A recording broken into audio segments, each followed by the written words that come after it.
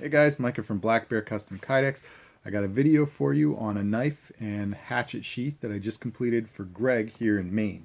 So Greg lives up in Pittsfield, and he had run a Google search to see if there were any Kydex guys that he was interested in sending his stuff to, and just happened upon my stuff in Maine. So he was excited that there was somebody else here in Maine, and he wanted to use me. So I'm really honored and flattered that he chose my work for his gear. So without further ado, let me get into what he sent me. He sent me a knife from L.L.Bean, which I had never seen before, this particular knife, but I really like it. It's got a rubber handle. It's kind of a hard rubber handle, very grippy, and it looks and feels almost exactly like the material that I find on some Gerber knives. So I wonder if they're making the handles for L.L.Bean, but anyway, it's a very cool, very comfortable, very solid grip kind of knife. So I like this thing a lot. And he also had a Haskers. He had a hatchet from Fiskars, and so he asked for a plain black sheath for the hatchet that carries an Exotac fire rod and can switch between belt and a pack with molly webbing. He asked for the same carry setup for the knife, only he wanted this one in the digital forest camo, which is similar to the Marine Marpat uniform, and also carries an Exotac. So let's start with the knife. We got a nice setup here. Standard ferro rod with the shock cord connection. Nice loop. And we have one large molly lock on the back. So actually, technically, this is the small Gen 3 molly lock. It's a 3-inch molly lock, but it will go down through at least two rows of webbing. So you'll have a nice secure setup when you have it on a pack. And because we're not using the hardware that totally embeds flush with that, it'll also have a really nice pinch on just about any belt you put it on, and it should fit nicely. I've tried this on my own rigger's belt, my Army rigger belt, and it works just fine. So it should be a nice secure setup. As far as the click, let's hear what we got here. So it does have a click. It's very muffled, and the reason is because, if you guys have followed any of my stuff, you know I don't do anything with a rubber handle with a super tight mouth on the sheath, because over time, or even, it can even happen pretty quickly, but especially over time, if you're drawing and inserting this knife, that friction is going to wear down the rubber. It's just going to tear it up. So it does have a little bit of a click going in.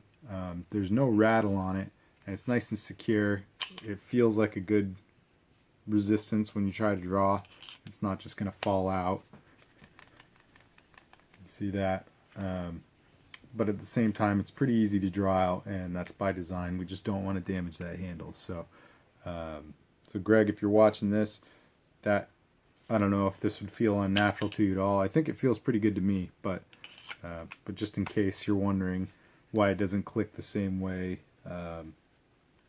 knives with handles that have like micarta, G10, Brewery, any of the harder materials, that's why. So, alright, so that's the knife.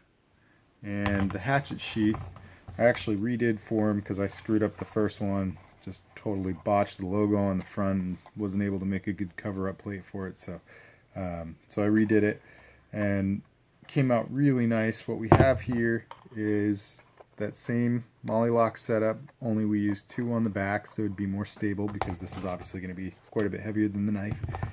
We got that Exotac fire rod on the top. That thing draws nicely. And the big thing I think with this one or the coolest feature, it's actually a 3-layer, or a 3-piece, I should say. It's not layered 3 times, but you can see there are 3 pieces of Kydex on it. And the reason is I put on the back a double layer to reinforce it strength-wise, but also to mold away from the first layer and create some space for the hardware that I was connecting the molly locks to. And in my opinion, that's just a better design. It makes it much sturdier, and I think it looks really nice. It just, you don't have to worry about scratching up your hatchet on the back of the screws. I always make those molding props so it molds away far enough, kind of the way I do like my attach points on danglers or anything where there's going to be hardware near the handle of a knife.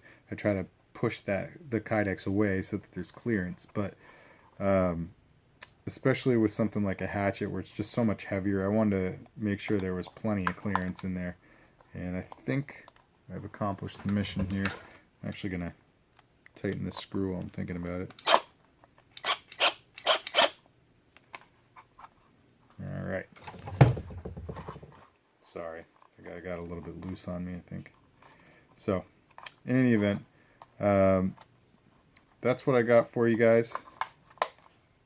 Oh, actually, I'll put the hatchet in. So, alright, how you want to get the hatchet in here is you kind of just start by putting that blade through the mouth at the bottom, and that just kind of opens up the sheath. And just, you know, that wedge spreads the sheath a little bit, and you'll find it just seats up in there. It's pretty easy to do.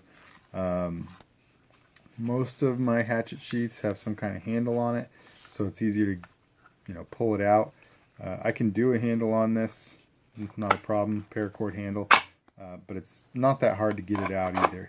All you have to do is just put your thumb here and pull your thumb back towards your body, toward the molly lock side of it, and that'll manually spread the Kydex, and this just kind of pops right out. So it's got a really good lockup. This is not rattling or moving around at all. So there we go. Alright guys, if you like these sheaths, if you like this video, I ask you to hit that like button. If you're interested in subscribing to my channel, then go down and hit that subscribe button. Hit it again if you want to receive notifications when I upload a new video. And like and comment. Let me know what you guys think of this stuff. Alright guys, thanks for tuning in. Stay tuned for the next one. God bless.